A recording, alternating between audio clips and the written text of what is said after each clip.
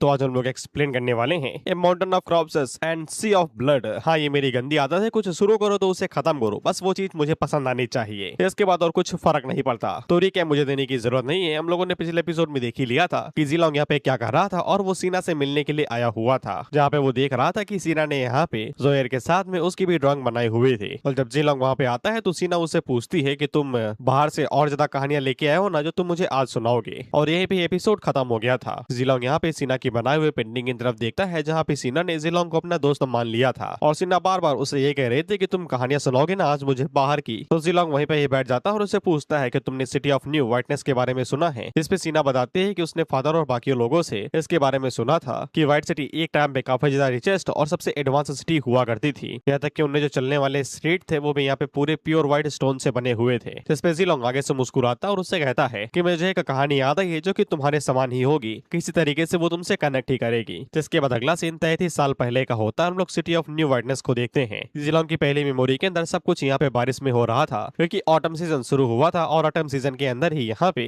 अक्सर बारिश हुआ करती थी। व्हाइट सिटी के अंदर अक्सर नहीं, हमेशा बारिश हुआ करती थी, क्योंकि जिलोंग ऑटम की सीजन में ही पैदा हुआ था। जिलोंग जब भी अपनी मदर को याद करता है तो फिर उसकी मदर के हाथ हमेशा यहाँ पे पर्पल कलर के ही रहते थे, क्योंकि वो कपड़ों को डाई किया करती थी। वहीं पे उसके फादर हमेशा यहाँ पे खासा करते थे, क्योंकि वो शायद से किसी ऐसी जगह पे काम करते थे जहाँ पे धुएं का कुछ ज्यादा ही यूज होता हो। वहीं पे कुछ लोग उसके पेरेंट्स के पीठ पीछे बात कर रहे थे कि इन लोगों ने यहाँ पे एक बोझ को जन्म दिया है। 6 से 7 साल हो गए लेकिन अभी तक वो बोलना भी नहीं सीखा। इसमें जिलोंग के फादर गुस्से में कहते हैं कि उनका बेटा यहाँ पे गूंगा नहीं है, वो बस धीरे है, धीरे बोलना सीखता है वो। इस पे वो लोग कहते हैं ठीक है जाओ। फिर वो जाते हुए इस बारे में बात कर रहे थे कि इन लोगों ने टैक्स और ज्यादा बढ़ा दिया इस साल में, कुएं का भी और फायरवुड का भी। ये बहाना देते हुए कि इन लोगों की सिटी यहाँ पे फाइट में गई है, इसलिए यहाँ पे आर्मी को सपोर्ट की जरूरत है, तो वो लोग यहाँ पे टैक्स को बढ़ा रहे हैं। ये नाम की रिचेस्ट सिटी है, लेकिन यहाँ पे जो रहने वाले हैं उनकी आंखें बाहर आ रखी हैं टैक्सेस की वजह से। और बोला गया था कि जो चलने वाले रास्ते हैं उनके ऊपर यहाँ पे प्योर व्हाइट स्टोन लगे हुए हैं। मुझे तो यहाँ पे सिर्फ कीचड़ ही दिखाई दे रहा है। खैर जिलोंग के पेरेंट्स उसके घर में आते हैं और वो ये कह रहे थे कि क्या वो लोग एक और साल यहाँ पे सर्वाइव कर पाएंगे, लेकिन तभी वो लोग जिलोंग का चेहरा देखते हैं तो वो आगे से कहते हैं इसके बारे में बाद में सोचेंगे। जिलोंग के फादर अपने पास यहाँ पे कुछ पैसे निकालते हैं और उसे कहते हैं जाओ और जाके कुछ ब्रेड खरीद के लेके आना, सबसे सस्ती वाले जो हम अक्सर खाते हैं। इसके बाद जिलोंग जाता है ब्रेड खरीद के लाता और वहीं पे कुछ लोग यहाँ पे रेबिलियन के बारे में बात कर रहे थे, जो कि एना के अंदर होने वाला था और उनका लीडर यहाँ पे होगा था, जिसके अंदर कई सारे सोल्जर्स यहाँ पे लीड में थे,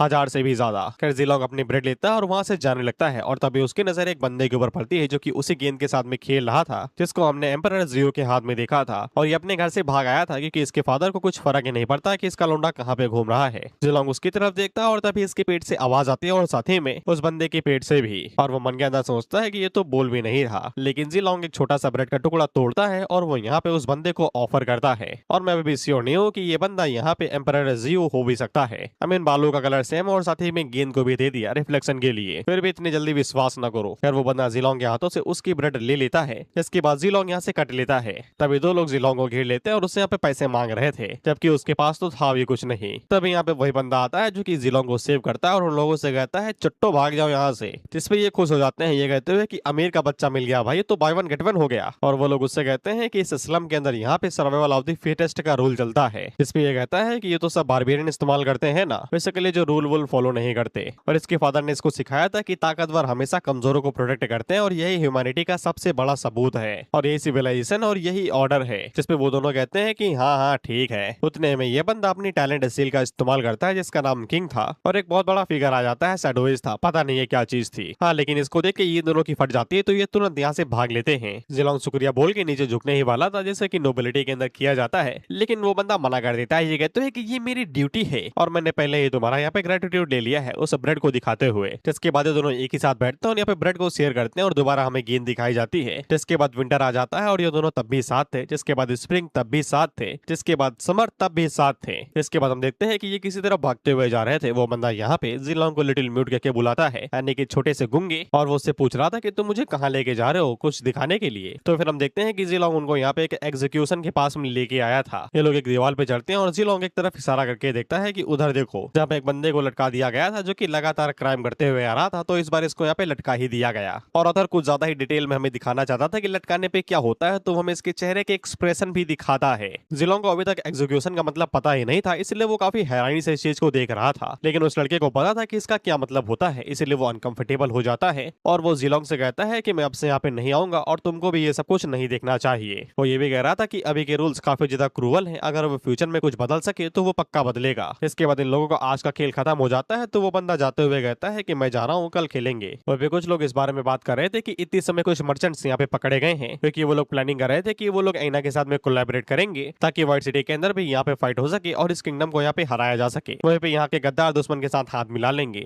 आई मीन आइना सिटी यहाँ पे आसपास के जितने भी यहाँ पे किंगडम है उनके ऊपर हमला कर रही है ना, तो व्हाइट सिटी भी उनके टारगेट के अंदर है। इसके बाद हम उस लड़के को देखते हैं जो कि यहाँ पे अपने घर वापस आ जाता है, तो उसके फादर चिल्लाते हुए कहते हैं कि तुम कहाँ पे फालतू में घूम रहे हो, तुम फ्यूचर के जज बनने वाले हो व्हाइट सिटी के, तुम्हें समझ में नहीं आता क्या। इसके बाद वो उसको यहाँ पे कुछ नियम पढ़ने के लिए भेज देता है, क्योंकि जज को सभी लॉ के बारे में पता होना जरूरी है। ये कहते हैं कि जब तक वो सारे याद नहीं हो जाते तब तक तुम बाहर नहीं निकलोगे। जिसके बाद ये मीटिंग के लिए चला जाता है, क्योंकि कुछ हाई नोबल्स ने इसको बुलाया है। इसके बाद हम दोबारा जिलोंग को देखते हैं जो कि मस्त घूम रहा था, तब कुछ गार्ड्स उसको धक्का देते हैं। जिसके बाद जब जिलोंग अपने सामने देखता है तो फिर उसे दिखाई देता है कि वो लोग यहाँ पे जिलोंग के पेरेंट्स को पकड़ के लेके जा रहे थे, क्योंकि जिलोंग के पेरेंट्स के ऊपर इल्जाम लगाया गया है कि वो लोग आइना के साथ मिलकर यहाँ पे व्हाइट सिटी ऑफ विटनेस को धोखा देने वाले हैं। जिलोंग के फादर साफ मना कर रहे थे कि वो ऐसा कुछ भी नहीं कर रहे हैं। जिलोंग भी आके उन्हें पकड़ लेता है, लेकिन वो लोग जिलोंग से कहते हैं कि तुम जाओ, हम लोग थोड़ी ही देर में आ जाएंगे। इसके बाद गार्ड्स जिलोंग के पेरेंट्स को लेके चले जाते हैं और जिलोंग पीछे ही खड़ा रह जाता है। इसके बाद हम लोग यहाँ पे उस बंदे के फादर जो कि जज है और बाकी सभी काउंसिल मेंबर्स को देखते हैं, और ये सभी नोबल्स हैं, बेसिकली हाई पोजीशन पे हैं। अब पूरा मैटर एक साफ शब्दों में समझो, अभी तक 100 लोगों को पकड़ा गया है सिर्फ इस इल्जाम में कि वो लोग आइना के साथ मिलके सिटी ऑफ व्हाइट को धोखा देने वाले हैं, जबकि उन्होंने कुछ भी नहीं किया है, ये सिर्फ अफवाह है। लेकिन इसके बावजूद उन लोगों को पकड़ लिया गया है जो पूरी तरीके से इनोसेंट, उन्होंने कुछ भी नहीं किया। लेकिन ये साले भड़मुंजे के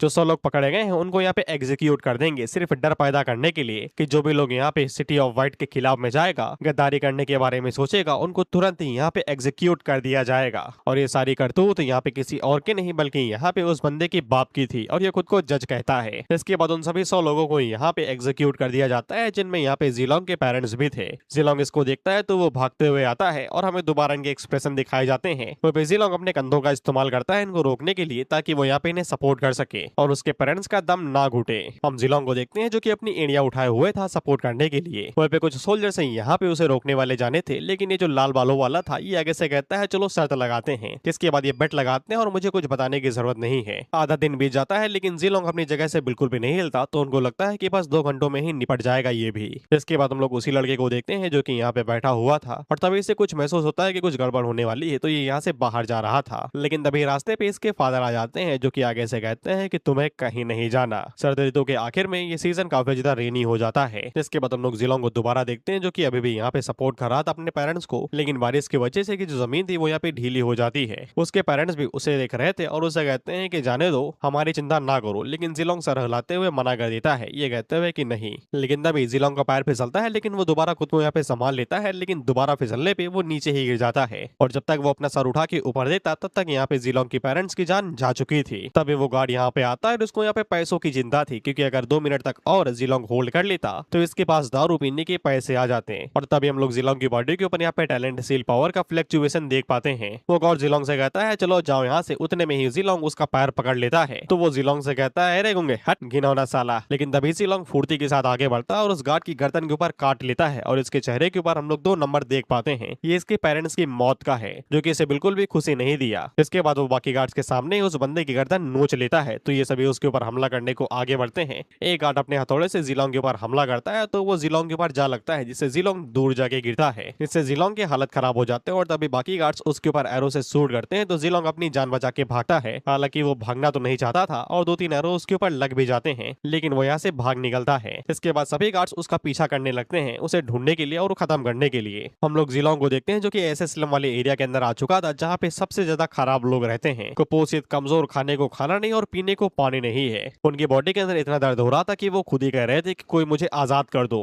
जिलोंग उनकी तरफ देख ही रहा था, तभी हम लोग जिलोंग की बॉडी के अंदर उस थिंग को देखते हैं जो कि जिलोंग से कहती है जाओ जाके उसे आजाद कर दो। जैसा कि तुम्हारे दोस्त ने बोला था कि कमजोर की मदद करो, तो फिर हम भी तो कर रहे हैं, हमें भी तो यहाँ पे रक्तपात और मौत के ऊपर जीना है। किस बात का इंतजार कर रहे हो, जाओ आगे बढ़ो, मैं तुम्हारा साथी हूँ इस कठोर रास्ते के ऊपर चलने के लिए। मैं तुम और तुम मैं हूँ, मैं तुम्हारा ही हिस्सा हूँ। इसके बाद जिलोंग उस बुड्ढे का गला दबा देता है, ये मन ही मन मना कर रहा था। तो वो थिंग उससे कहता है कि तुम मुझे मना क्यों कर रहे हो, मैं तुम्हारी बॉडी को कंट्रोल नहीं कर सकता, तुम्हारे जितने भी एक्शन है वो सब तुम्हारी विल से ही है, तुम्हारी इच्छा से है। बेसिकली ये जो थिंग है वो यहाँ पे जिलोंग के मन को कंट्रोल कुछ नहीं कर सकती, ये सिर्फ उसे इन्फ्लुएंस कर सकती है। जैसे कि तुम्हारे दोस्त कहते हैं कि एक सुट्टा मार ले दोस्त कुछ भी नहीं होगा, अब डिपेंड तुम पे करता है कि तुम उन्हें अभी भी मना करते हो या फिर मार लेते हो। मैं तो मना कर दिया था। जिलोंग मन ही मन मना कर रहा था कि वो ये करना नहीं चाहता, लेकिन इसके बावजूद उसके हाथ यहाँ पे खुद ब खुद ही उसका गला दबा रहे थे। वो थिंग उससे कहता है कि बड़े हो जाओ, क्या तुम अपनी सारी जिंदगी दूसरों के एहसानों पे जीना चाहते हो, तुम्हारे पेरेंट्स की तरीके? तुम उन सभी से अलग हो, तुम आम लोगों से अलग हो, तुम डोमिनेट करने के लिए पैदा हुए हो, ना कि डोमिनेट होने के लिए। जिलोंग कहता है कि मैं ऐसे ही पैदा हुआ हूँ, जिसपे वो थिंग कहता है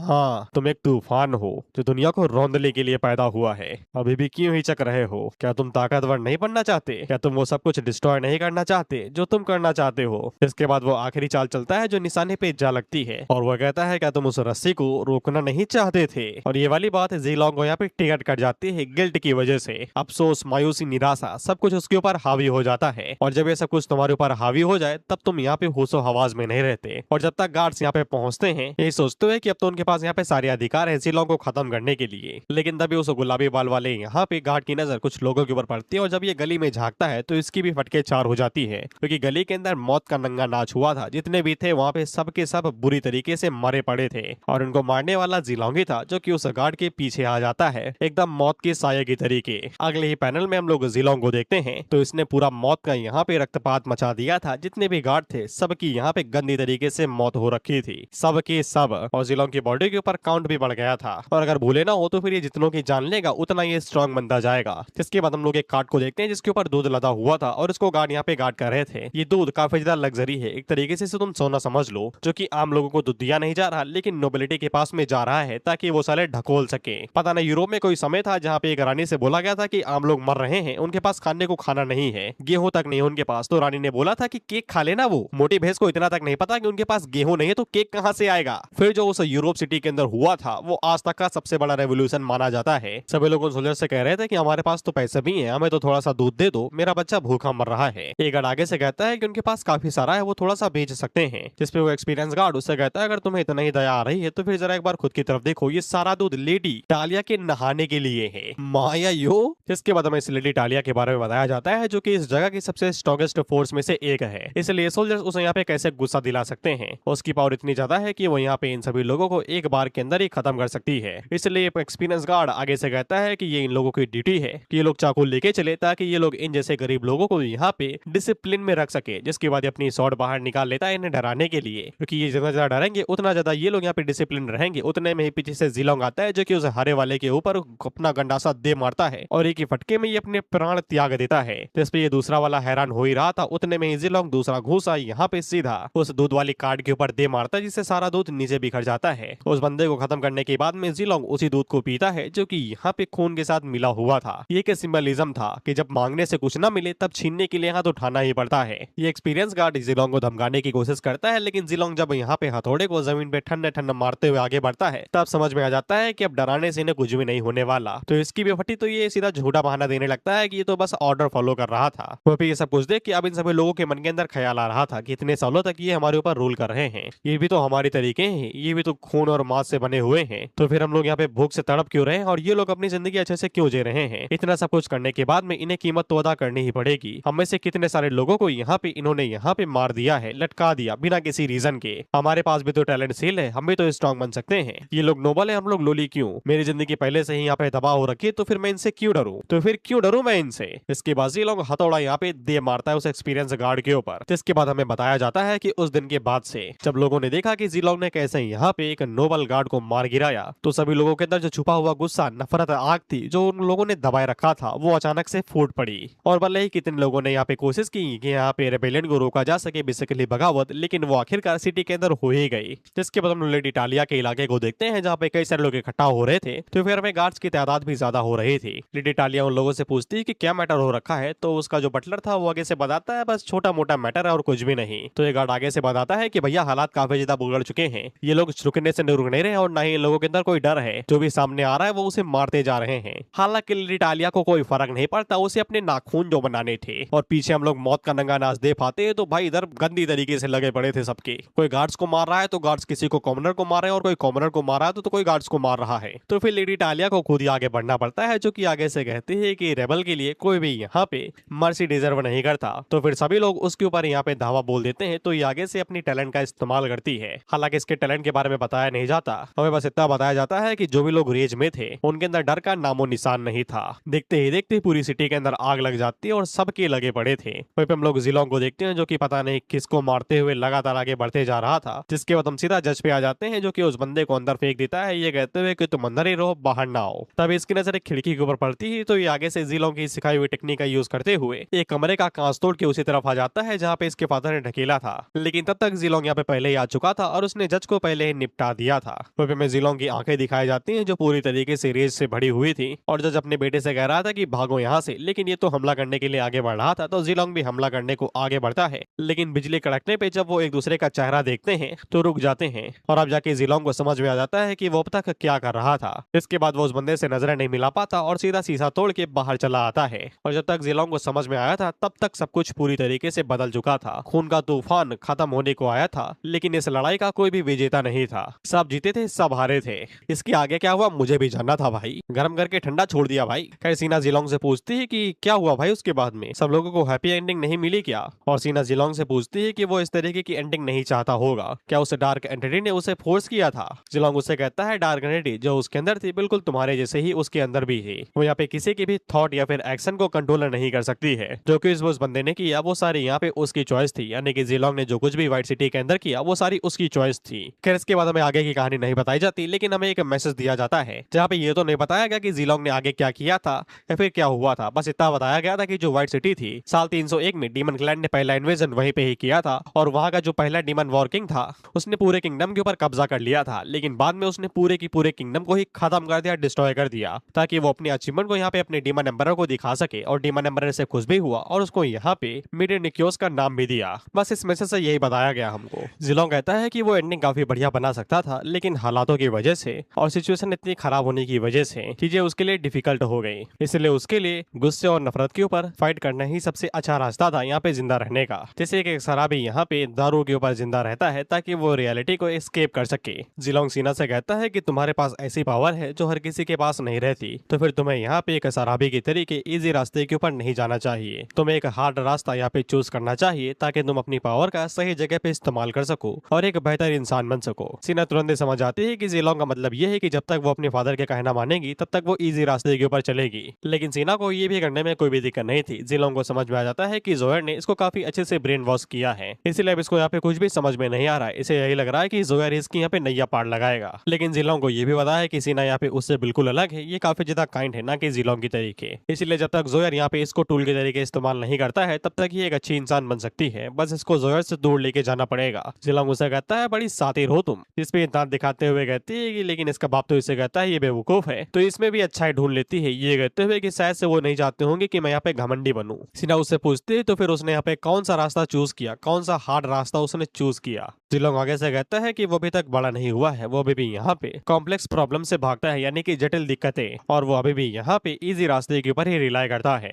इसलिए जिलोंग यही चाहेगा कि सीना ये कहानी सुन के यहाँ पे एक अच्छा रास्ता चूज करे। जिलोंग सीना को बताता है कि तुम बिना किसी सवाल के कहना मान लेती हो, यही तुम्हारा इजी रास्ता है, लेकिन तुम फूल लेने के लिए यहाँ पे अकेले बाहर गई थी, जिसका मतलब ये हुआ कि ये तुम्हारा खुद का आइडिया था। तो जिलोंग सीना से कहता है तो फिर तुम इस बार कुछ और क्यों नहीं करती बाहर जाके।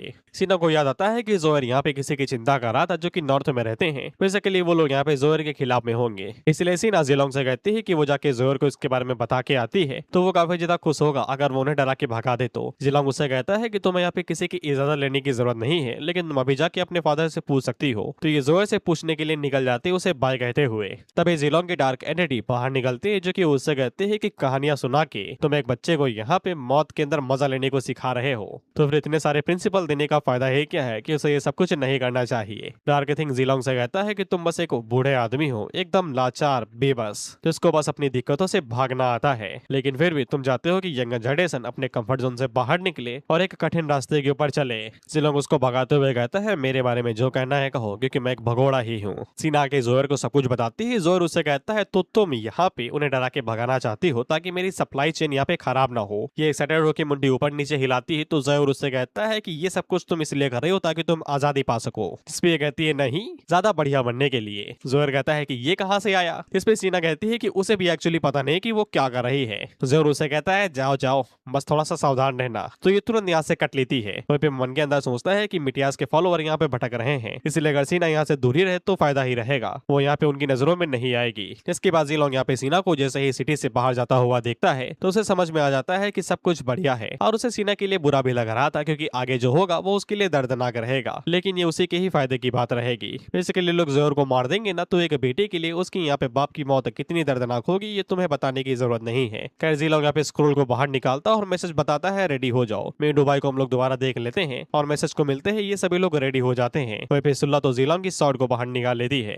फिर इन दिनों से कहती है जाओ और जाके उस लड़की के ऊपर नजर रखो, अगर वो टाउन के अंदर वापस आती है तो जीलोंग को तुरंत ही बता देना स्क्रोल का यूज करके। फिर से लेकर सीना यहाँ पे आ गई तो वो जोहर को मुसीबत में देख के जरूर मदद करेगी, और जीलोंग यही नहीं चाहता है। वहीं पे जीलोंग को जोहर की अभी तक टैलेंट सील के बारे में पता भी नहीं चला, तो वो लोग उसकी कोई कमजोरी का फायदा भी नहीं उठा सकते, इसलिए डायरेक्टली हमला करो और उसे धर दबोचो। लेकिन जब जीलोंग यहाँ से जा रहा था तो इसमें तो उसको पकड़ लेता है और उसे कहता है कि तुम तो इवेट के साथ में थे ना, जिसने इविल ड्रैगन को हराया था, उसे बचाने के लिए तुम यहाँ पे क्या कर रहे हो। इसके बाद वो यहाँ पे मेरुवी को भी चुटकी लेके बुला लेता है। मेरुवी पीछे आता है और वो इशारे से जीलोंग को बता देता है ये इतना भी बुद्धिमान नहीं है, आसानी के साथ इसका काट सकते हो। जीलोंग समझ आता है और वो खड़े बैठे यहाँ पे सीधा प्लान बना लेता है। वो आगे से कहता है कि वो पहले यहाँ पे इवेट का एम्प्लॉय था, लेकिन अब जोहर का बन चुका है क्योंकि जोहर ने उसे एक अच्छा ऑफर दिया, और एक समझदार इंसान हमेशा अपने सर्कमस्टेंसेस को समझता है और अडेप्ट कर लेता है। अभी के लिए इवेट जोहर के कब्जे में ही है और वो यहाँ पे छुपी हुई है, और स्मिथ इस बात के ऊपर यकीन भी कर लेता है। जिसके बाद यहाँ पे जोहर आता है जो कि उन लोगों से पूछता है कि क्या चल रहा है यहाँ पे, जिसमें स्मिथ यहाँ पे जोहर से कहता है कि क्या चल रहा है, मैं तुमसे पूछना चाहूंगा कि तुम क्या कर रहे हो। हमने डील की थी ना कि हम लोग अपना अपना काम देखेंगे, तुमने मेरा यहाँ पे काम क्यों चुराया ताकि तुम मेरी अचीवमेंट्स को यहाँ पे चुरा सको।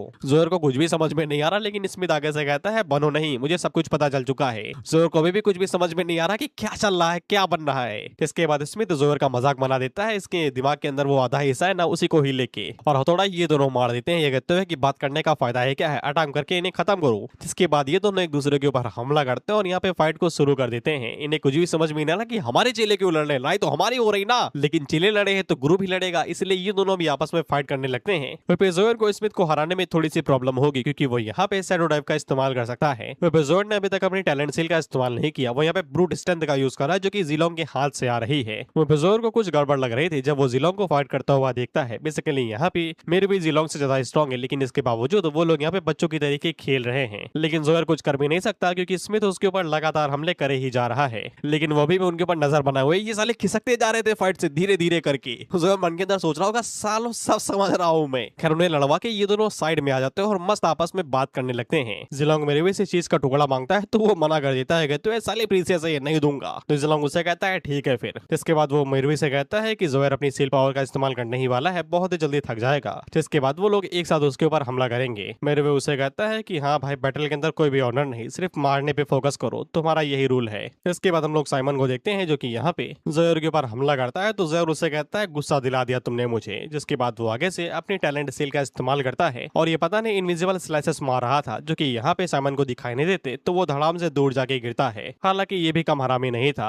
थोड़ी ही देर में सूरज यहाँ पे ढलने वाला है, तब इसकी स्ट्रेंथ और ज्यादा बढ़ जाएगी क्योंकि यहाँ पे शैडो ही शैडो रहेगा, तो ये कहीं भी जा सकता है और कहीं भी छुप सकता है। इसके बाद हम इन तीन तिगाड़ा काम बिगाड़ा को देखते हैं और इनका नाम बिल्कुल ठीक है। इसके बाद हम लोग जीलोंग को देखते हैं जिसके पास यहाँ पे सुल्ला के जो छोटे मोटे मिनियंस थे वो उसकी शॉट लेके आ गए थे। वहीं पे इन दोनों को यही उम्मीद थी कि साइमन साला कुछ तो कर दे, वो यहाँ पे जोहर को हल्का फुल्का नुकसान ही पहुंचा दे, जिसमें यहाँ पे मेरुवी को यकीन था कि वो कर देगा, भले ही बेवकूफ है लेकिन स्ट्रेंथ है उसके पास में। जिसके बाद हम लोग साइमन को देखते हैं जो कि शैडो के अंदर छुप गया था। जिसके बाद वो अपने टैलेंट सील शैडो मैनिपुलेशन का इस्तेमाल करते हुए जोहर को पकड़ लेता है, ये कहते हुए कि तुम्हारा यहाँ पे हार्ड विंड बेसिकली वही स्लैश जो उसने मारा था वो फिजिकल मूवमेंट के ऊपर डिपेंड करता है, इसलिए अगर मैं तुम्हें कंट्रोल करूँ तो फिर तुम उसका इस्तेमाल नहीं कर पाओगे, और मैं अपने शैडो मैनिपुलेशन का इस्तेमाल करते हुए तुम्हारी बॉडी को अच्छे से कंट्रोल कर सकता हूँ, यहाँ तक कि तुम्हारी मुंडी तुम्हारे हाथों से ही उड़वा सकता हूँ। उतने में हम लोग यहाँ पे जोहर को देखते हैं जो कि आगे से सॉफ्ट विंड पुश का इस्तेमाल करता है, जिससे यहाँ पे अपनी बॉडी के ऊपर वो बहुत ज्यादा फोर्स लगाता है। और हमें एक बेसिक प्रिंसिपल के बारे में पता है कि अगर तुम कुछ चीज तोड़ नहीं पा रहे हो तो फिर तुम इनफ स्ट्रेंथ इस्तेमाल नहीं कर रहे, थोड़ा सा और जोर लगाओ, थोड़ी सी और ताकत लगाओ तो वो टूट जाएगी। जोहर इसी चीज का इस्तेमाल करता है और वो इतनी ज्यादा फोर्स का इस्तेमाल करता है कि शैडो डाइव की फोर्स खत्म हो जाती है। इसके बाद जोहर जीलोंग के हाथ का इस्तेमाल करते हुए साइमन के ऊपर जो घूसा मारने वाला था वो कुछ ज्यादा ही स्ट्रॉन्ग था। साइमन को समझ में आ जाता है कि अब उसे तुरंत काट लेना चाहिए। इसके बाद हम लोग सीना को देखते हैं जो कि वापस आ रही थी, इसे ग्रुप नहीं मिला तो ये तुरंत वापस आ गई। तीन तिगाड़ा काम बिगाड़ा उसको देखते हैं तो वो तुरंत जीलोंग को यहाँ पे नोटिफाई करने की कोशिश तो करते हैं, लेकिन उतने में ही जोयर यहाँ पे हार्डविंड इस ऐसे इसकी टैलेंट सील है का इस्तेमाल करते हुए कोलोसल स्ट्राइक का इस्तेमाल करते हैं, जिससे कि वो पूरा यहाँ पे जो जमीन थी उसे ही तोड़ देता है और कुछ टुकड़ों के अंदर साइमन यहाँ पे फंसा हुआ था। बाय द वे ये स्ट्राइक इतने ज्यादा स्ट्रॉन्ग थे कि पूरा भूकंप आ गया था और झटके की वजह से यहाँ पे इन लोगों के हाथों से वो स्क्रोल नीचे गिर जाता है। इसलिए बोला था 3 तिगाड़ा काम बिगाड़ा। और गधों को पता नहीं कौन सा चोटी के किनारे पे आके ही बैठना, तो थोड़ा सा दूर हट जाते भी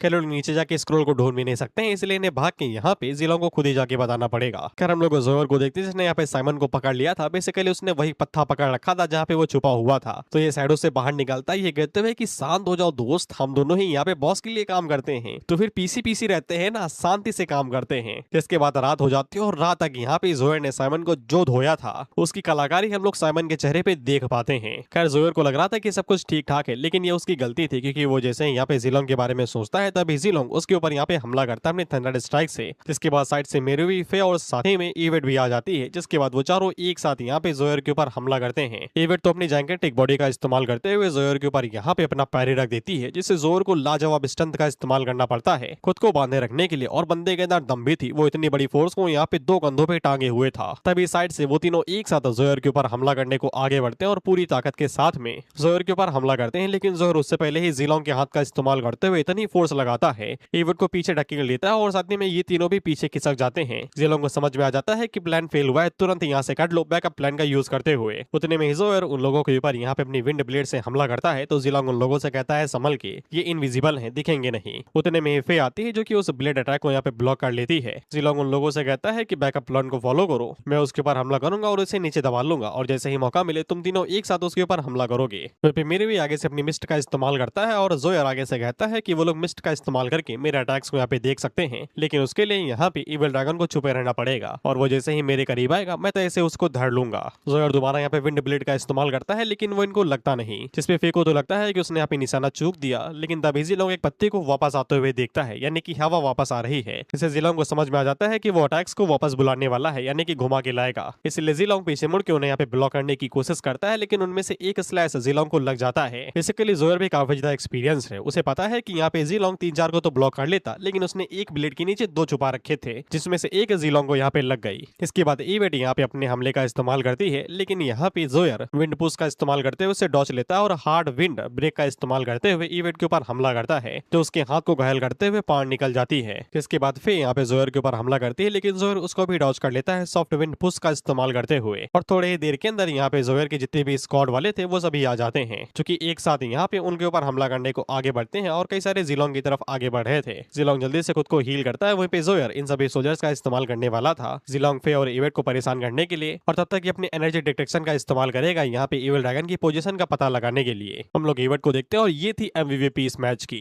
ये आगे से कहती है कि ह्यूमन टैक्टिक्स मेरे ऊपर काम नहीं करते, जिसके बाद ये अपने ब्लड को यहाँ पे छटकती है, तो इसका ब्लड भी आगे से टैलेंट सील की तरीके ही काम करता है। ये ब्लड के ऊपर भी सेलेस्टियल बॉडी का इस्तेमाल करती है, जिससे किसी भी ऑब्जेक्ट को यहाँ पे बड़ा कर सकती है, जिससे इसका ब्लड भी काफी ज्यादा बड़ा हो जाता है और वो सी ऑफ ब्लड के अंदर बदल जाता है, और एक बार के अंदर ही जितने छोटे मोटे यहाँ पे लोग थे वो सभी उस ब्लड के अंदर बह के ही सफाचट हो जाते हैं। जोयर का दिमाग खराब हो जाता है, यही सोचते हुए कि साला ये किसी काम के नहीं है, लेकिन जैसे ही इविल ड्रैगन की लोकेशन पता चल जाएगी सब कुछ इजी हो जाएगा। उतने में हम लोग यहाँ पे जिलोंग को देखते हैं, जो कि इसके पास में पहुंचता है सांप का रूप लेके, और इसके पास निकल के कहता है कि ऐसा क्या। इसके बाद जिलोंग आगे से फैंटम थंडर सर्पेंट बाइट का इस्तेमाल करते हुए जोयर के ऊपर हमला करता है और फर्स्ट फॉर्म का इस्तेमाल करता है, जिससे जोयर के ऊपर एक तगड़ी स्ट्राइक पड़ती है, और वो जिलोंग से पूछता है कि तुम्हारा ओरिजिन क्या है। वह भी जिलोंग देख के हैरान था कि ये साला अभी तक मरा नहीं। वह भी ये बार बार जिलोंग के हाथ का इस्तेमाल कर रहा था डिफेंड करने के लिए अटैक को। जोयर इसे संभला ही था, तभी उसे एक और सरप्राइज अटैक मिल जाता है, जो कि यहाँ पे मिरवे ने किया था, और वो ऊपर से आगे से talent seal, sprint of the internal night dragon, white fort mist और साथ ही में ब्लैक फ्लेम रिचुअल इग्नाइट का इस्तेमाल करते हुए तेजी के साथ में नीचे की तरफ आगे बढ़ता है, और लगे हाथों ही यहाँ पे वाटर शॉट टेक्निक का भी यूज कर लेता है, और यहाँ पे जोयर के ऊपर एक तगड़ी स्ट्राइक मारता है। जोयर भी आगे से यहाँ पे बाईपासिंग डिफेंस का इस्तेमाल करता है और उस अटैक को ब्लॉक करता है, लेकिन इसके बावजूद जोयर को वो तगड़ी स्ट्राइक लगी गई थी और वो धड़ाम से दूर जाके गिरता है। ये दोनों सोचते हैं कि इसका काम तमाम हो गया, लेकिन हम लोग यहाँ पे जोयर को देखते हैं, जिसने मैसिव अमाउंट में सील पावर को लास्ट सेकंड के अंदर रिलीज किया था, जो कि उसकी बॉडी के ऊपर एक प्रोटेक्टिव लेयर के तरीके बन गई थी, जिसे जोयर के ऊपर हल्के फुल्के खरोचे तो आई थी, लेकिन वो इतनी ज्यादा नहीं थी कि उसे बीच से अलग कर सके, और ये अभी भी भला चंगा था। इविल ड्रैगन अपनी फॉर्म को यहाँ पे चेंज करता है और वो जोयर के ऊपर हमला करने को आगे बढ़ता है। इसकी स्ट्रेंथ खत्म ही होने वाली, लेकिन इतना काफी था इन दोनों को खत्म करने के लिए, और जोयर अपने दोनों हाथों का इस्तेमाल करते हुए इविल ड्रैगन को पकड़ लेता है। उतने में ही फे स्पीयर का इस्तेमाल करते हुए उसके ऊपर हमला करती है, और साइड से जिलोंग भी आगे की तरफ बढ़ रहा था। पता नहीं यहाँ पे जोयर क्या पकड़ता है, लेकिन वो यहाँ पे फे को जिलोंग की तरफ फेंक के मारता है, जिससे उन दोनों के अटैक यहाँ पे न्यूलीफाई हो जाते हैं। इसने स्पीयर ही पकड़ा होगा जहां तक। जिलोंग तभी यहाँ पे मौके का फायदा उठाता है और यहाँ पे जोयर के ऊपर स्ट्राइक मारने की कोशिश करता है, लेकिन जोयर दोबारा जिलोंग के हाथ का इस्तेमाल करके जिलोंग के ही अटैक को ब्लॉक कर लेता है। और ये जिलोंग का हाथ है या फिर साला सातवां अजूबा, कुछ भी मारो रोक ही नहीं रहा है। खैर ये चारों एक साथ दोबारा यहाँ पे जोयर के ऊपर हमला करते हैं, लेकिन जोयर दोबारा अपने हाथों का इस्तेमाल करते हुए अटैक को ब्लॉक कर लेता है फर्स्ट पर्सन व्यू के हिसाब से। इसके बाद जोयर आगे से स्विफ्ट का इस्तेमाल करते हुए तेजी के साथ में आगे बढ़ता है और इन सभी को पीछे झटक देता है दोबारा। उतने में बचे हुए और भी ज्यादा स्क्वाड यहाँ पे आ जाते हैं, जो कि एक साथ हमला करने को आगे बढ़े थे। ईवेट इन लोगों को हैंडल करने के लिए बोलती है, जिसके बाद वो दोबारा अपनी साइज को यहाँ पे चेंज करती है और शॉट को गोल गोल घुमाती है और एक शॉट स्लैश के अंदर ही ये सारे डीमन से यहाँ पे खत्म हो जाते हैं। ईवेट ने एक ही बार में शॉट घुमाई और बस एक शॉट के चक्कर में ही इसने यहाँ पे इन सभी को यहाँ पे लेप दिया। इसके बाद हम लोग जोयर को दोबारा देखते हैं, जो कि अभी भी फाइट कर रहा था और ये तीनों एक साथ मिलकर भी उसे हरा नहीं पा रहे थे। जोयर इसी बात का इंतजार कर रहा था कि कब ये लोग अपने सारे डिफेंस को यहाँ पे इसके सामने एक्सपोज करे और कब ये अपना अल्टीमेट मूव इस्तेमाल करे। इसके मुंह के अंदर जितने भी दांत थे ये उन सभी को यहाँ पे रिलीज करता है, जो कि एकदम स्पाइक की तरीके आगे बढ़े थे। जिलोंग आगे से कहता है जल्दी से डिफेंड करो, लेकिन जोयर इन्हें मौका ही नहीं देता। वो आगे से यहाँ पे wind riding, light turbulence, sky dust cut का इस्तेमाल करते हुए उन सभी को बूस्ट देता है, जिससे ये स्पाइक और भी ज्यादा तेज हो जाते हैं, जो कि इन सभी के चारों तरफ घूमने लगते हैं। और ये अपनी स्ट्रेंथ का इस्तेमाल कर ही जा रहा था, बेसिकली इनको कंट्रोल कर पा रहा था, इसलिए ये कितना भी डिफेंड कर ले बार बार आके ये स्पाइक इनको लगी रहे थे। साथ ही में उनकी स्पीड को भी बढ़ा दे रहा था, विंड कंट्रोल कर सकता है ना, तो ये सभी यहाँ पे डिफेंस का इस्तेमाल करते हुए उसे ब्लॉक कर रहे थे, अपनी एनर्जी को टैलेंट सील को डिफेंस की तरीके इस्तेमाल करके।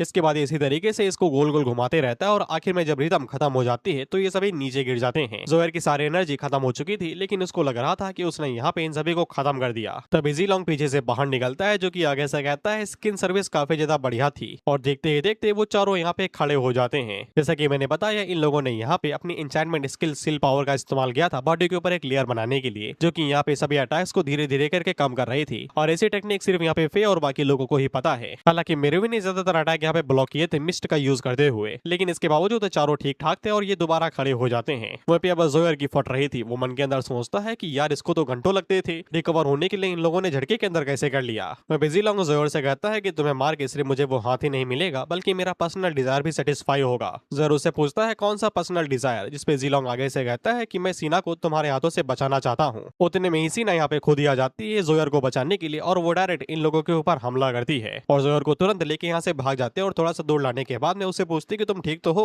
जोयर उससे कहता है मुझे छोड़ो, जाओ और जाके उन्हें खत्म करके आओ। जिसके बाद सीना अपने पास से नकल्स को बाहर निकालती है और जिलोंग उसे समझा रहा था कि ये काम ना करो, ये डीमन क्लैन का क्राइम है, ये सब कुछ तुम्हारे फायदे के लिए ही है, हम लोग इसीलिए ये सब कुछ कर रहे हैं। हालांकि सीना आगे से कहते हैं कि तुमने मुझसे झूठ बोला। जिसके बाद वो जिलोंग के ऊपर एक जोरदार पंच मारती है और एक ही फटके में जिलोंग की आत्मा बाहर ये धड़ाम से जाके टकराता है और वहीं पे ही बेहोश हो जाता है। तभी साइड से ईवेट और इविल ड्रैगन हमला करने को आगे बढ़ते हैं, लेकिन सीना उन दोनों के ऊपर भी एक ही फटका मारती है और एक एक फटके के अंदर भी इनकी भी आत्मा इनके प्राण त्याग देती है। इसके बाद फिर आगे से अपने गॉन्गलेट का इस्तेमाल करते हुए पंच मारने को आगे बढ़ती है। जिसके बाद ये दोनों थोड़ा सा यहाँ पे बिल्डअप लेते हैं, स्ट्राइक मारते हैं, स्ट्राइक ब्लॉक करते हैं और इसी तरीके से फाइट करते हुए आगे बढ़ते हैं। इसके बाद सीना तेजी के साथ में आगे बढ़ती है और रैपिड फायर स्ट्राइक का इस्तेमाल करते हुए फे के ऊपर घुसे पे घुसे बढ़ने लगती है। तो इस तरीके से फाइट करता हुआ देख के फे को यहाँ पे जिलोंग की याद आ जाती है, जिसके पास सॉलिड बोन है जिसको इजिली तोड़ा नहीं जा सकता। लेकिन फिर लगातार जितने भी स्ट्राइक यहाँ पे लिए जा रहे थे उतने बार उसका यहाँ पे कुछ तो बढ़ रहा था। इसके बाद वो दोबारा अपने गॉन्गलेट का इस्तेमाल करती है और यहाँ पे सीना के ऊपर एक जोरदार स्ट्राइक मारती है, लेकिन सीना भी आगे से पलट वाल करती है और उसकी स्ट्राइक ज्यादा स्ट्रॉन्ग थी, इसलिए वो फे की गॉन्गलेट के टुकड़े टुकड़े कर देती है और फे का हाथ भी जख्मी हो जाता है। लेकिन ये बस एक फे की चाल थी, क्योंकि फे के पास एक और यहाँ पे स्ट्राइक थी जिसका नाम hand of the end violence था, जिसका यूज करते वो सीना के ऊपर एक तगड़े स्ट्राइक मारती है और उसे बेहद घायल करके पार निकल जाती है। लेकिन समय रहते जोयर ने अपनी विंड सील का इस्तेमाल करते हुए सीना के ऊपर प्रोटेक्टिव लेयर बना दी थी, लेकिन वो इतनी स्ट्रॉन्ग नहीं थी कि वो सीना को पूरी तरीके से बचा पाती। वो घायल हो गई थी और उसे थोड़ी सी सील पावर अपनी रिकवर करनी थी। लेकिन जोयर उसे कहता है कि पहले उन्हें खत्म करो, जिसके बाद जो रिकवर करना है करना। इसके बाद हम लोग फे को दोबारा देखते हैं, जो कि हमला करने को आगे बढ़ती है, तो सीना भी पूरी ताकत से हमला करने को आगे बढ़ती है। इसके बाद वो दोनों इसी तरीके से एक दूसरे के ऊपर यहाँ पे घूसों की बरसात कर देते हैं और हमला करते रहते हैं। जब वो दोनों एक दूसरे के साथ अपने पंचेस शेयर कर रही थी, तो फिर उनके यहाँ पे फोर्स की वजह से इतना ज्यादा पावरफुल वेव से निकल रही थी कि आसपास के जो रोड़ा कड़कर थे वो सभी यहाँ पे दूर जाने लगे थे। जिसके बाद सीना फे के ऊपर एक जोरदार पंच मारती है और फिर आगे से उस पंच को खाने के बाद में पलट वार करती है, ये कहते हुए कि खुद को इतनी जल्दी जज ना करो। इसके बाद वो दोनों इसी तरीके से दोबारा उसी काम में लग जाते हैं जो मैं बोलना नहीं चाहता, एक दूसरे के साथ पंचेस शेयर करना, मारते रहना, मार खाते रहना। वो पे दोनों को इस तरीके से पागलों की तरीके भिड़ता हुआ देख के तो जोयर भी हैरान हो जाता है। वो मन के अंदर कहता है इतना तो मैं ना मार खा पाता। इसके बाद हम लोग सीना को देखते हैं जो कि यहाँ पे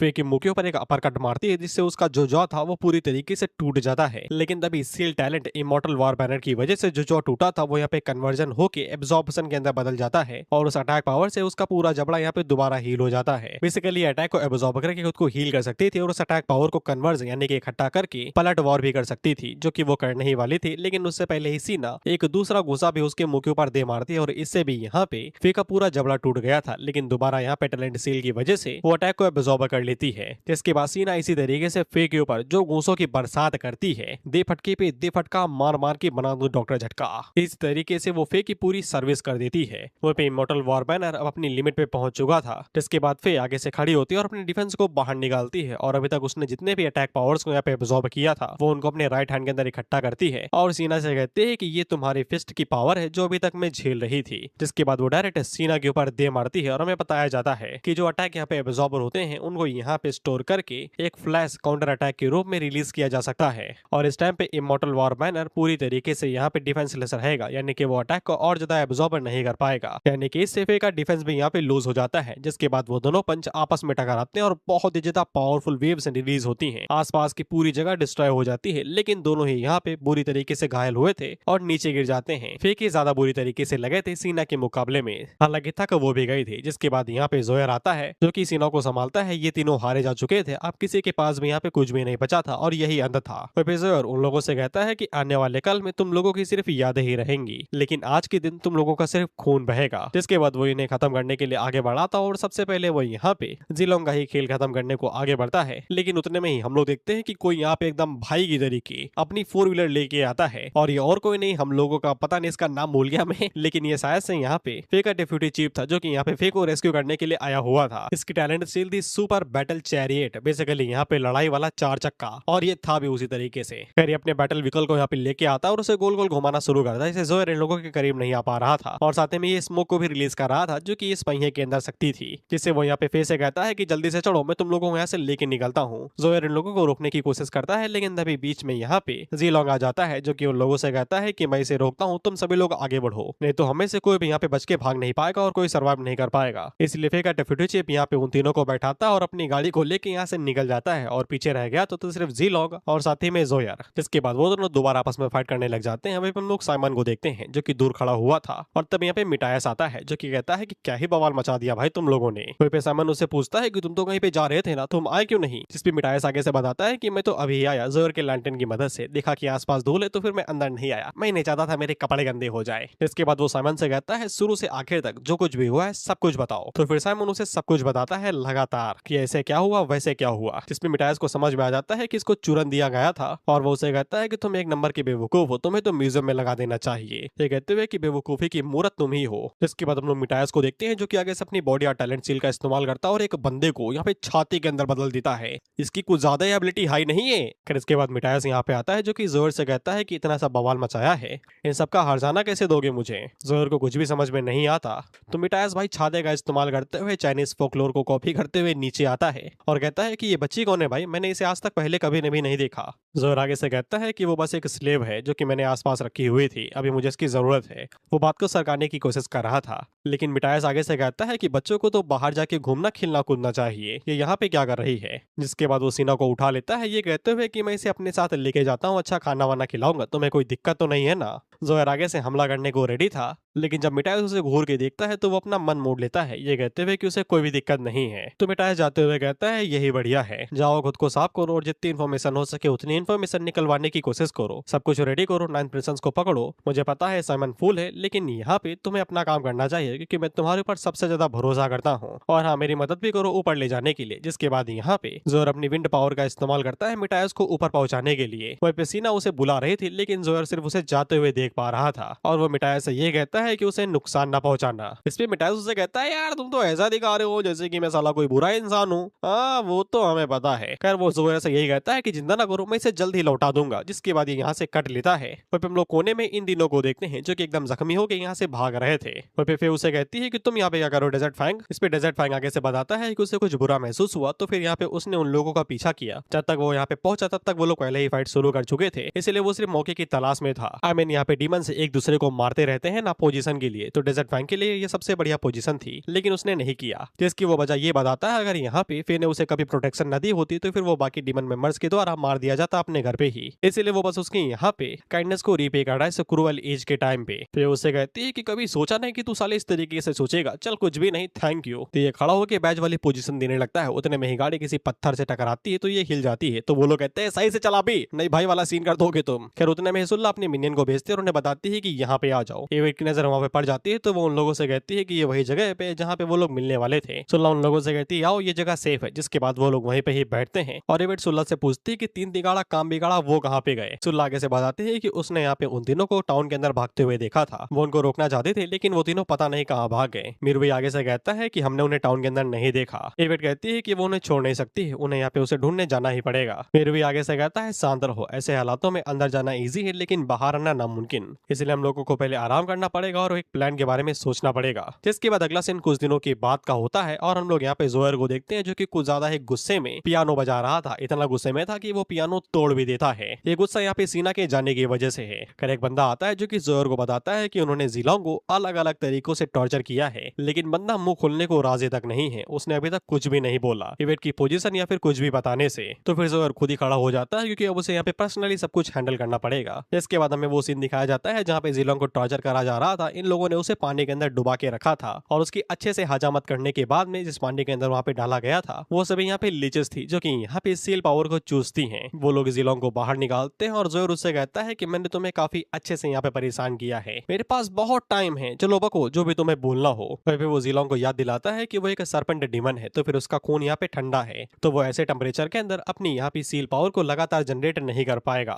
जिलोंग उसे ताना देते हुए कहता है क्या तुम इसी तरीके छोटे मोटे क्रीचर्स को मारते रहते हो अपने किलिंग इंस्टेंट को रिलीज करने के लिए। जोर उससे कहता है जो कहना है कह लो, मुझे फर्क नहीं पड़ता, एक बार मुझे मेरी आजादी मिल जाए जिसके बाद मैं पर्सनली इन सभी मैटर्स को सॉल्व करूंगा, वो भी जड़ से। जिसके बाद जोर कुर्सी खींचता और उसे कहता है कि चलो फालतू में सब्जेक्ट ना बदलो, चलो हम लोग मैटर पे बात करते हैं जो जरूरी है। मुझे तुम्हारे यहाँ पे सील पावर और एक्सपीरियंस सब कुछ समझ में आता है, लेकिन इविल ड्रैगन उस लड़की के बारे में क्या जिनके पास दो टैलेंट सील हैं। अगर उस लड़की के पास यहाँ पे एक डिसिसिव एडवांटेज ना होता सीना के खिलाफ में, सीना कभी भी हारी ना जाती। Immortal war banner, black flame ritual, ये सारी वो पावर्स हैं जो यहाँ पे पास्ट में 5 ह्यूमन हीरोज के पास में हुआ करती थी, लेकिन जिलोंग इस पे अपना जरा सा भी मुंह नहीं खोलता है। तो वो पीछे मुड़ के डीमन से कहता है जाओ और जाके मिलिट्री डॉक्टर को लेके और साथ ही में कुछ यहाँ पे ऑइंटमेंट भी, वो काफी ज्यादा बढ़िया यहाँ पे स्किन को ट्रीट करने के लिए। सबसे पहले इसकी गर्दन के ऊपर जो नुकसान है उसको हम लोग यहाँ पे ठीक करते हैं। बेसिकली जिलोंग की गर्दन के ऊपर एक चोट का निशान है, उसे यहाँ पे हील करना है। उतने में जिलोंग जोर से कहता है फालतू की बकवास की जगह पे तुम्हें कुछ और जरूरी चीज नहीं करनी है क्या। जोर उससे कहता है क्या पकड़ रहे हो भाई, सीधा सीधा बोलो। इस पे जिलोंग उससे कहता है ऑफ कोर्स मैं यहाँ पे मिटाया से छुटकारा पाने के बारे में बोल रहा हूँ। इस उनकी जोर के कान खड़े हो जाते हैं और वो आगे से कहता है कि जब तक मुझे मेरी आजादी मिलती है मुझे कोई फर्क नहीं पड़ता, किसी या फिर कुछ भी यहाँ पे करने से मैं किसी को भी धोखा दे सकता हूँ,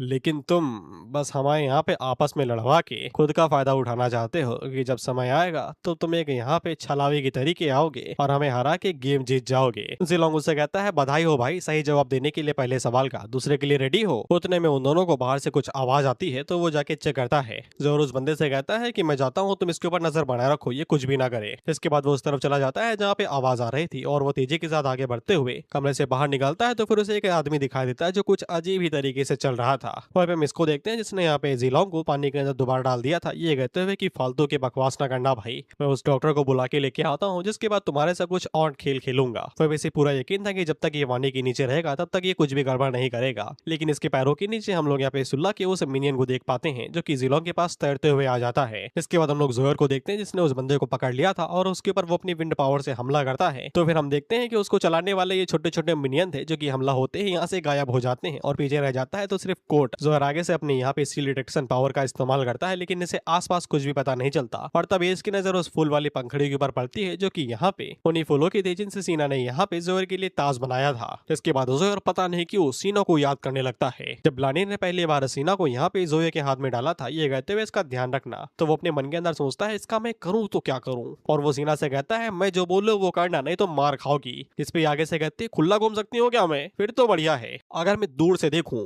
बिना कुछ सोचे समझे तो ये मुझे नॉर्मल बाप बेटी ही लग रहे हैं, लेकिन इनका रिलेशनशिप मुझे हजम नहीं हो रहा और ऑथर यही दिखाने की कोशिश कर रहा है जो मैं देखना नहीं चाहता। इसके बाद हम लोग डीमन नंबर को देखते हैं जो कि ब्लानिर से कहता है कि डीमन क्लाइंट बनने वाला है, उसकी एबिलिटीज यहाँ पे काम की, उसका पोटेंशियल बढ़िया है तो फिर उसका अच्छे से इस्तेमाल करना। जिसपे हम लोग अब ब्लानिर को देखते हैं जो कि आगे से कहता है कि हाँ वो उसका अच्छे से इस्तेमाल करेगा। और जोयर इन सभी चीजों को याद करते हुए कहता है कि तुम मुझसे अलग नहीं हो, तुम भी मेरी तरीके बस एक टूल हो, बस मेरी आजादी की सबसे बड़े पत्थर जो कि अड़ा हुआ है। इसके बाद हम लोग यहाँ पे सुल्ला के उन मिनियंस को देखते हैं जो कि भागते हुए यहाँ पे मेरुवे के पास जाते हैं और उसके ऊपर चढ़ जाते हैं। और मेरुवे यहाँ पे साइमन के पास में आया हुआ था जो कि मेरुवे को देखते ही भड़क जाता है, वो कहते हैं गद्दार यहाँ पे क्या लेने के लिए आया हुआ है। जिसमें मेरुवे उससे कहता है चुप करो, मैं डायरेक्ट यहाँ पे बॉस से बात करना चाहता हूँ। जिसमें मिटायस बाहर निकलता है और वो मेरुवे से कहता है फालतू की बकवास नहीं, मुझे बेवकूफ न समझ, सीधा बोलो किस काम से आए हुए हो। मेरुवे कुछ शुरू करता है उससे पहले मिटायस उससे कहता है एक सेकंड रुको, मुझे थोड़ा सा यहाँ पे कुछ काम है। इसके बाद हम लोग मिटायस को देखते हैं जो कि आगे से यहाँ पे पता नहीं क्या सुल्ला के ऊपर कर रहा था या फिर सुल्ला अपने आप यहाँ पे खुद के ऊपर हीलिंग मैजिक यूज कर रही थी। फिर मिटायस आगे से कहता है ये बेसिक सा हीलिंग स्पेल है लेकिन कुछ ज्यादा ही कमाल का है। अगर कंबाइसन सेक्ट वालों के पास ये कॉन्सेप्ट ना होता कि खुद को सेक्रीफाइस कर दो लोगों को बचाने के लिए, तो मैं सालों से जरूर कहता कि मुझे यहाँ पे कुछ टेक्निक सिखा दो। पर हम लोग मिटायस को देख पाते हैं और इसकी बुद्धि कुछ ज्यादा ही चल रही थी। ये सोच रहा था कि यहाँ पे सीना को डीमन किंग जियो को ऑफर कर देगा एक बॉडी के तौर पे ताकि वो दोबारा चल फिर सके, जिससे वो काफी ज्यादा खुश होगा। हालांकि ये उल्टी खोपड़ी का मन के अंदर सोचता है कि उसे क्यों खुश करना जब मैं खुद को ही कर सकता हूँ। जिसके बाद वो मेरुवे से कहता है हाँ अब भगो तुम। मेरुवे उसे कहता है कि मैंने 9th प्रिंसेस इवेट को यहाँ पे पकड़ लिया है जब वो काफी ज्यादा घायल थे और मैं उसे यहाँ पे ले आया हूँ। मिटायस उससे कहता है डबल एजेंट कोई फर्क नहीं पड़ता, नेगोशिएट करने के लिए हुए हो ना, मुझे लगता है कि तुम्हें यहाँ पे सील पावर पोशन बॉटल चाहिए ना जो कि खास एम्परर होगा ने बनाई है। मेरुवे उसे कहता है सही पकड़े हो, लेकिन क्या तुम्हें डर नहीं है कि तुमको भी धोखा दे सकता हूँ। मिटायस उससे कहता है ना ना, मुझे तो यहाँ पे वो लोग पसंद होते हैं जो कि यहाँ पे अच्छे से नेगोशिएट कर पाते हैं कॉन्फिडेंट के साथ में, बस तुमने यहाँ पे मुझे हल्के में ले लिया है। तुम्हें लगता है कि तुम मुझे धोखा दे सकते हो लेकिन तुम ये औकात नहीं जानते कि तुम मेरे बराबर के नहीं हो। वह जब इसने ड्रॉवर खोला था तो फिर हम यहाँ पे 2 बोतल देखते हैं और साथ ही में उस वाला टूल को भी जो कि यहाँ पे आधा जोयर के सर के अंदर है। और ये मेरुवे से कहता है कि मेरे पास तो एक ही बोतल है, ऐसे ही मैं बिहेव करता हूँ जब मेरे दोस्त मुझसे पैसे मांगते हैं, या तो वो मना कर देंगे या तो ले लेंगे। वह पे सीना की भी नजर यहाँ पे बोतल के ऊपर नहीं पड़ती लेकिन उस डिवाइस के ऊपर जरूर पड़ती है जो कि यहाँ पे आधा पड़ा हुआ था। सर डेजोर ने इसको बताया है कि आधा इसके दिमाग के अंदर है, इसलिए सीना इस बात को नोटिस कर लेती है। जिसके बाद मिटायस बाहर निकलता है और यहाँ पे मेरुवे से कहता है कि वो पर्सन कहाँ पे है भाई, तुम्हारा सामान तो मेरे पास है। तो फिर मेरुवे आगे से ड्रैगन के अंदर ट्रांसफॉर्म होता है और आगे से यहाँ पे इवेट को बाहर निकालता है ये कहते हुए कि एक हाथ ले एक हाथ दे।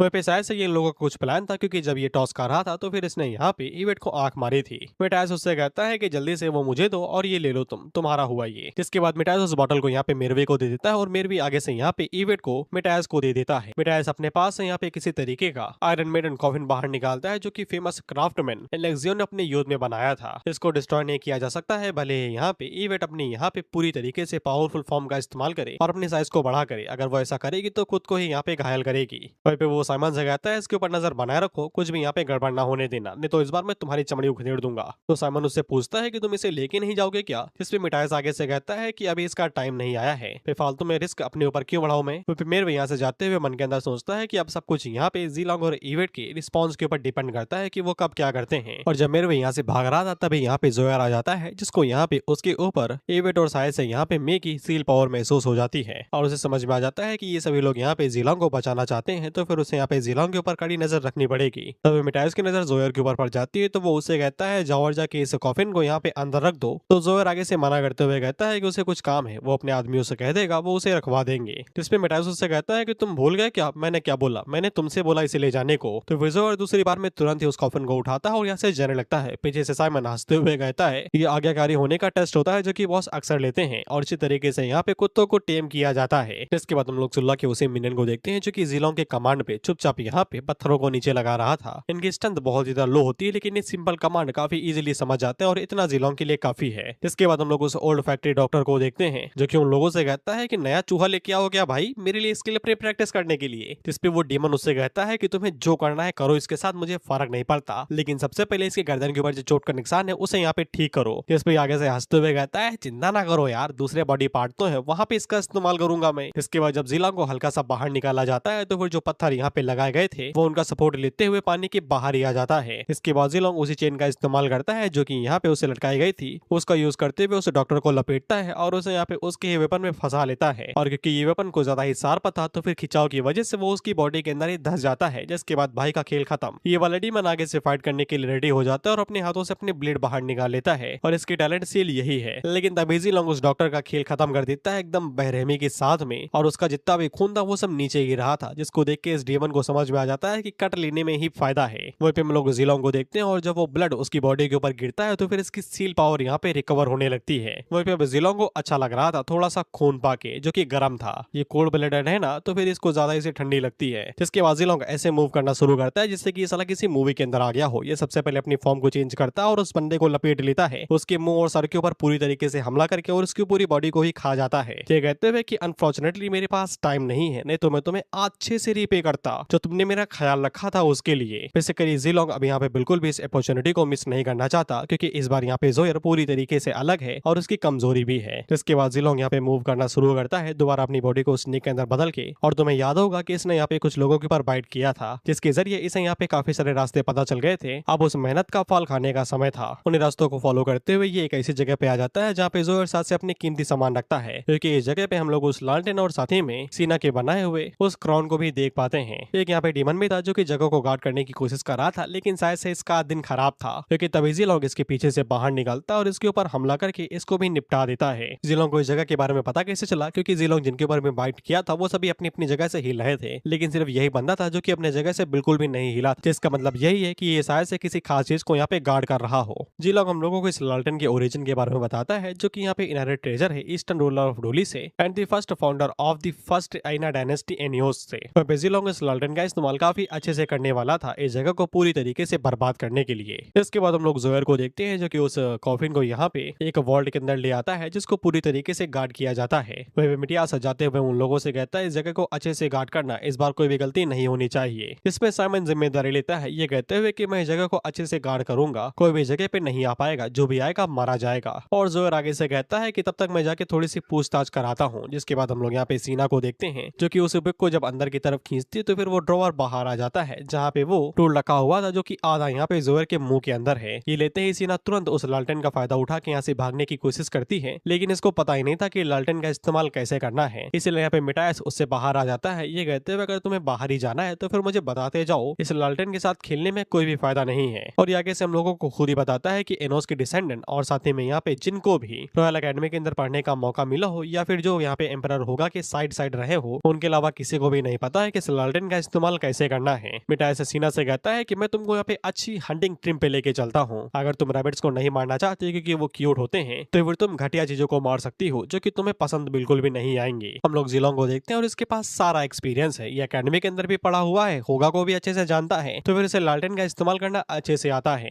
लालटेन को यूज करने के लिए तुम्हें सील पावर को एक अलग तरीके से इस्तेमाल करना पड़ेगा, जिसके बाद तुम्हें लालटेन के अंदर उसको फ्यूज करना पड़ेगा, तब ये जल उठेगी। तब जिलोंग की नजर ब्लोंडिंग फ्लावर के ऊपर पड़ती है और उसे सीना की याद आ जाती है। तो जिलोंग बताता है कि जोयर की अभी की जो हालात है उसका सिर्फ डिजायर है, जो उसको यहाँ पे इनेट नेचर से थोड़ा सा अलग रखे हुए है, जिससे वो यहाँ पे बेफालतू में लोगों को नहीं मार रहा, जाने नहीं ले रहा, जैसे वो सही रास्ते पे चल रहा है। लेकिन बस ये एक छोटा सा यहाँ पे बगावत है डीमन एम्परर के खिलाफ में, ताकि वो यहाँ पे फ्रीडम को पा सके। जैसे उसे फ्रीडम मिलेगी तैसे वो अपने पुराने नेचर में वापस आ जाएगा। होता नहीं कुछ हरामखोर बच्चे यहाँ पे अपने माँ बाप के सामने सीधे बनते हैं और उनके मुड़ते ही साले अपने हरामी पन्ने पे आ जाते हैं, वही खेला है। इसीलिए अगर यहाँ पे जोयर मारा जाता है और सीना यहाँ पे वापस नॉर्मल होने से मना कर देती है, तो फिर ये वही होगा जो कि जिलोंग के पास्ट में हुआ था। वो भी यहाँ पे खुद को कंट्रोल नहीं कर पाएगी और उसी नेचर को अपना लेगी जो कि जिलोंग ने किया था, और जिलोंग यही होने नहीं देना चाहता। तो इसके बाद हम लोग साइमन को देखते हैं, जो कि जगह को गार्ड कर रहा था, और तभी उसकी नजर यहाँ पे जिलोंग की शॉट के ऊपर पड़ जाती है, जो कि यहाँ पे सैनिटरी शील्ड से बनाई गई थी। इसको देख के इसका दिल ललचा जाता है, लेकिन तभी यहाँ पे जिलोंग पीछे से आता है और इसके दिल को चुराते हुए अपनी शॉट की तरफ अपना हाथ बढ़ाता है और उसे वापस खींच लेता है। और क्योंकि जिलोंग ने यहाँ पे लालटेन का यूज किया था, तो वो आगे से यही बोलता है कि तुम ऐसा कैसे कर सकते हो। तो जिलोंग बाहर निकल के कहता है कि मेरी चीजों को छूने के बारे में सोचना भी नहीं। और साइमन बेचारा इसी कसमकस में मर गया कि इसने लालटेन का इस्तेमाल कैसे किया। जिसके बाद जिलोंग उस आयरन मेडन कॉफिन को छूता है और उसे पूछता है कि इवेट तुम अंदर हो क्या। जिसपे इवेट बताती है कि वो अंदर ही है, वो यहाँ पे तीन तिगाड़ा काम बिगाड़े को ढूंढने के लिए आई हुई थी, इसीलिए मेरे में यहाँ पे इस चीज के लिए मान गया था, लेकिन वो अभी तक उनसे मिली नहीं है। तो जिलोंग उसे बताता है कि उसने जोयर या फिर बाकी लोगों को इस बारे में बात करते हुए नहीं सुना कि उन लोगों को यहाँ पे लिरो या फिर बाकी लोग मिले हो। ऐसा लगता है कि वो अभी तक पकड़े नहीं गए हैं। जिसके बाद जिलोंग आगे से अपनी शॉट का इस्तेमाल करते हुए उसे ओपन करने की कोशिश करता है, लेकिन वो ओपन नहीं हो पाता है। तो वो इवेट से पूछता है कि तुम खुद ही बाहर निकल सकती हो क्या। तो इवेट आगे से बताती है मुश्किल रहेगा। तो जिलोंग उससे कहता है कि मेरे पास एक बढ़िया आइडिया है, क्या तुम ये करने के लिए रेडी हो। जिसके बाद उन लोग मिटायस को देखते हैं, जो कि अपने हंटिंग ग्राउंड के अंदर आ जाता है। वहीं पे सीना का सारा फोकस उस लालटेन के ऊपर ही था, क्योंकि वो उसका इस्तेमाल करके यहाँ से भागना चाहती थी। इसके बाद मिटायस आगे से चुटकी बजाता है, तो फिर यहाँ पे और भी कई सारे क्रिएचर आ जाते हैं और मुझे बताने की जरूरत नहीं है कि ये क्या चीज है, कहाँ से बने और कौन थे। हालांकि सीना इनको देख के हैरान हुई थी, वो आगे से पूछती है कि ये है क्या चीज। हम देखते हैं कि और भी कई सारे यहाँ पे आते हुए जा रहे थे। इनमें से एक तो यहाँ पे सीना के ऊपर हमला ही कर देता है, वहीं पे मिटाया से लेट जाता है और बताता है कि ये बस थोड़े बहुत हैंडीक्राफ्ट है जो कि मैं तब बनाया था जब मैं छोटा हुआ करता था। इनकी तादाद ठीक है, अगर तुम इन सभी को मार दोगे तो फिर तुम्हारे गले के ऊपर जो नंबर है वो यहाँ पे कंप्लीट हो जाएगा और न्यू साइकिल शुरू हो जाएगा। मैं सोने जा रहा हूँ, जब सब कुछ खत्म हो जाए तो फिर तुम मुझे जगा देना। जिस पे ये जो घोड़े वाला क्रीचर था वो आगे से कहता है ठीक है। जिसके बाद हम लोग जोहर को देखते हैं जो कि जब उस तहखाने में पहुंचता है तो फिर यहाँ पे सिर्फ लाशें ही लाशें थी और जीलोंग तो कब का गायब हो चुका था। जोहर आगे से कहता है भाग लेकिन साला, और तभी हम लोग देखते हैं कि पूरी जगह यहाँ पे टूट पड़ती है जो कि सीधा जोहर के ऊपर ही आ गिरती है, जिसे जोहर मलबे के नीचे ही दब जाता है। और तभी जब ये खुद को बाहर आजाद करता है तब इसकी नजर यहाँ पे आयरन मेडन कॉफिन के ऊपर पड़ती है जो कि अब पूरी तरीके से कुतुब मीनार बन चुकी थी। मिरवे को जैसे ये सिग्नल मिलता है तो वो तुरंत भागते हुए यहाँ पे आ जाता है। हम देखते हैं कि इवेंट भी बाहर आ गए थे क्योंकि वो जब बड़ा हो गया था तो फिर छोटे से गैप से यहाँ पे वो लोग बाहर आ गए थे। फिर मिरवे जीलोंग को यहाँ पे वो बोतल देता है जो कि होगा की बनाई हुई सील पावर बोतल थी, ये कहते हुए कि इसकी मदद से तुम अपनी वाइटलिटी को रिकवर कर लोगे। जीलोंग उस बोतल को यहाँ पे पी लेता है और पीने के तुरंत बाद ही इसकी यहाँ पे जो टैलेंट सील थी वो 3 से अब 4 हो जाती है और जोहर से कहता है खेलने का समय खत्म हुआ, आओ बाहर आओ। तो फिर हम लोग जोहर को देखते हैं जो कि आगे से कहता है मैं भी इसी चीज का इंतजार कर रहा था। जिसके बाद पता नहीं ये कौन सी फॉर्म लेता है, लेकिन इसकी पीठ से कई सारे यहाँ पे ट्यूब्स बाहर निकल आते हैं। सॉरी, कई सारे ने बेसिकली 6 निकल आते हैं और ये दोनों ही अपनी अथॉरिटी का इस्तेमाल कर रहे थे फाइट करने के लिए। हम लोग यहाँ पे जोहर को देखते हैं जिसकी पीठ के पीछे 6 ट्यूब थे और इनके अंदर से यहाँ पे एयर बाहर निकल रही थी, हवा, और उनकी मदद से ये उड़ भी पा रहा था। और इसकी ट्यूब से हवा नहीं भाई तूफान बाहर निकल रहा था, जो भी इसके सामने आता वो सभी टूट के बिखर जाते। हम लोग सुल्ला को देखते हैं जो कि तुरंत यहाँ से भाग लेती है, ये कहते हुए खसको यहाँ से इससे पहले कि लपेटे में आ जाऊं। इसके बाद हम इन तीनों को देखते हैं जो कि फाइट करने के लिए दोबारा रेडी हो जाते हैं और इनके सामने यहाँ पे जोहर था और अनफॉर्चुनेटली यहीं पे एपिसोड खत्म हो जाता है। आगे की फाइट हमें बहुत चैप्टर्स के बाद ही देखने को मिलेगी और व्यूज इस पे काफी ज्यादा कम है तो मैं इसे मुश्किल से ही दोबारा एक्सप्लेन करूंगा। I mean, मौका मिलेगा तो कर दूंगा। आज के लिए इतना ही, एपिसोड यहाँ पे खत्म हुआ। Bye bye, Tata.